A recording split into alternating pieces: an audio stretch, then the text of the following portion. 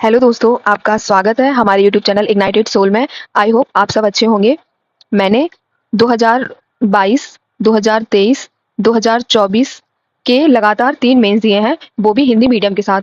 तो मैंने हिंदी मीडियम के मेंस के साथ जो भी समस्याएँ देखी हैं, जैसे कि सबसे पहली समस्या मुझे देखने को मिली है कि वो कंटेंट की रिगार्डिंग है। हमें अभी भी बहुत जेनेरिक कंटेंट मिल पाता है हिंदी मीडियम में और वो इंग्लिश मीडियम के कंपैरिज़न में थोड़ा लो ही होता है। उसकी वजह से हमारे जो मार्क्स होते हैं वो उनके कंपैरिज़न में थोड़े कम ही आते हैं।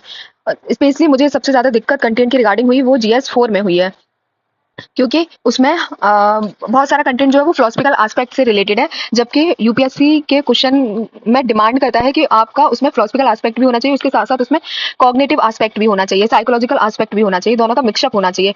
तो अभी भी हमारे जीएस 4 के जो आंसर रहते हैं वो फिलोसफिकल एस्पेक्ट से ज़्यादा रहते हैं, उसकी वजह से हमें ज़्यादा मार्क्स नहीं मिल पाते हैं। और उसके साथ-साथ मुझे कंटेंट की रिगार्डिंग जीएस 1, 2, 3, 4 में जो छोटे-छोटे टॉपिक हैं, जैसे सोसाइटी हो गया, सोशल जस्टिस हो गया, एनवायरनमेंट हो गया या साइंस एंड टेक हो गया, सिक्योरिटी हो गया, उनके रिगार्डिंग भी कंटेंट में थोड़ी-सी दिक्कत लगी है। और उसके बाद मुझे जो सबसे बड़ी प्रॉब्लम लगी है, वो है कि हमारे आंसर राइटिंग के इवैल्यूएशन की। हम आंसर्स लिख लेते हैं, लेकिन उनका प्रॉपर इवैल्यूएशन नहीं हो पाता, उसकी वजह से हम अपने आंसर्स में इम्प्रूव नहीं कर पाते हैं। हमें कोई बताने वाला नहीं होता कि आपके आंसर्स में यहाँ दिक्कतें हैं, आप यहाँ पे सुधार करिए। क्योंकि अभी भी आंसर राइटिंग इवैल्यूएशन जो होता है, वो ऐसे टीचर्स के द्वारा चेक की जाती है, जिन्होंने एक भी बार मेंस नहीं दिया होता है। तो वो समझ नहीं पाते कि यूपीएससी डिमांड क्या कर रहा है। और इसीलिए फिर हमारे आंसर राइटिंग वैसे के वैसे ही बने रहते हैं, उनमें कोई इम्प्रूव नहीं होता है। और उसके बाद फिर मुझे सबसे बड़ी दिक्कत लगती है वो है आंसर राइटिंग प्रैक्टिस की कंटिन्यूअस वे में।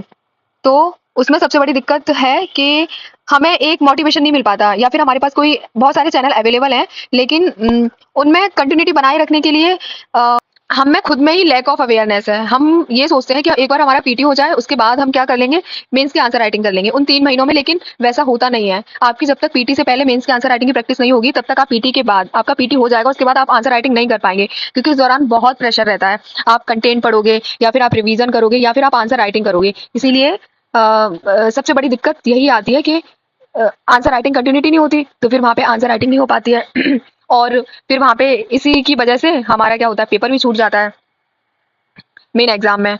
तो इन्हीं सब के सॉल्यूशन के लिए मैंने अपना ये चैनल बनाया है, और मैं आशा करती हूँ इस चैनल के माध्यम से आपको बहुत कुछ सीखने को मिलेगा और आप अपनी मेंस आंसर राइटिंग को आप उस लेवल तक पहुंचा पाएंगे जहां पर यूपीएससी डिमांड करती है।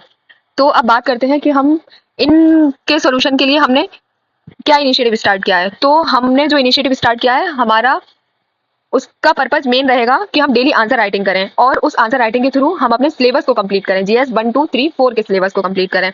और जो आपको यहाँ पर आंसर मिलेगा, सॉरी, क्वेश्चन जो आपको यहाँ पर मिलेगा, उसमें आपको डेली आपको उस क्वेश्चन की डिमांड बताई जाएगी, आपको उस क्वेश्चन का कंटेंट बताया जाएगा।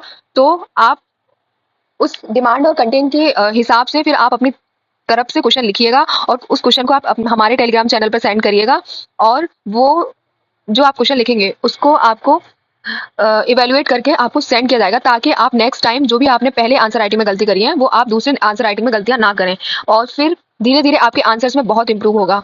और आई एम श्योर कि आपके आंसर्स भी वैसे ही होंगे जैसे इंग्लिश मीडियम के स्टूडेंट्स के होते हैं। तो इसी के साथ मैं अपनी बात को यहीं पर खत्म करती हूँ। Thank you.